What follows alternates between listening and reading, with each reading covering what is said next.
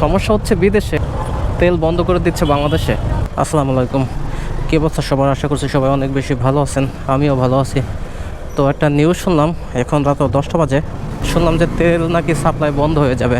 যুদ্ধ হইতেছে বাইরের দেশে বিদেশে, আর তেল সাপ্লাই বন্ধ হয়ে যাচ্ছে বাংলাদেশে। এটা কোনো কথা? আর সামনে আবার ঈদ, এই নিউজটা শুনে একদমই ভালো লাগলো না। তো এখন বের হয়ে পড়লাম, যাই দেখি গ্যাস পাম্পে তেল পাই কিনা। আবার কিছু কিছু সংবাদপত্রে দেখলাম অনেক সিরিয়াল, এই যে একটা অবস্থা দেখেন, বাইকের সিরিয়াল।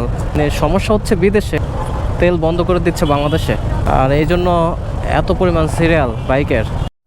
আমি আধা ঘন্টা ধরে দাঁড়ায় আছি, আধা ঘন্টায় এখনও সিরিয়াল পাইতেছি না। আর সিরিয়াল পাইতে পাইতে তেল থাকে কিনা আল্লাহ জানে। আপনাদেরকে একটু দেখাই, আমার সামনে কিন্তু বাইকের অনেক সিরিয়াল, প্রায় 4-5টা সিরিয়াল লাইন পড়ে গেছে, এবং পিছনে আরও সিরিয়াল দেখেন। ওই মাথা পর্যন্ত সিরিয়াল চলে গেছে, মেইন রোড ব্লক হয়ে যাচ্ছে। ঈদের বাকি আছে এখনো 15 দিন, আর 15 দিন আগেই এত সংকট তেলের।